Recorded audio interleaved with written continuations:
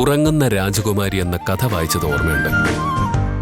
രാജകുമാരിയുടെ സ്വപ്നത്തിൽ പറക്കുന്ന വെള്ളക്കുതിരയുടെ പുറത്ത് രാജകുമാരൻ വരും. ഈ രാജകുമാരി കാണുന്ന സ്വപ്നത്തിൽ രാജകുമാരന് ആരുടെ മുഖമായിരിക്കും? രാജകുമാരി, ഈ മുഖമുള്ള രാജകുമാരനെ നീ സ്വപ്നം കണ്ടാ മതി കേട്ടോ. എനിക്ക് പറക്കുന്ന വെള്ളക്കുതിരയൊന്നുമില്ല, ഒരു ബൈക്കേ ഉള്ളൂ. നിന്നെ അതിലിരുത്തി കുതിരയേക്കാൾ വേഗത്തിൽ ഞാൻ പറപ്പിക്കും. ഒരുപക്ഷെ നീ സ്വപ്നം കാണുന്നത് നീ ഇതുവരെ തിരിച്ചറിഞ്ഞിട്ടില്ലാത്ത നിന്റെ ഗന്ധർവനെ ആയിരിക്കും. മുന്നിൽ വരാത്ത നിന്റെ ഗന്ധർവനോട് നിനക്ക് പിണക്കമായിരിക്കും.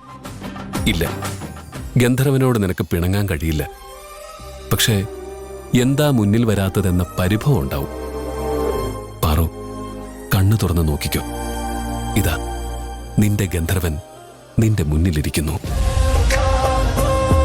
കണ്ണു തുറക്കു പാറു. എന്നിട്ട് നിങ്ങളായിരുന്നു എന്റെ ഗന്ധർവനെന്ന് ആശ്ചര്യത്തോടെ ചോദിക്കാം. ഈ ഗന്ധർവനെ എനിക്ക് ഇഷ്ടമാണ്, ഒരുപാട് ഒരുപാട് ഇഷ്ടമാണ് എന്ന് ഉറക്കെ പറയാൻ.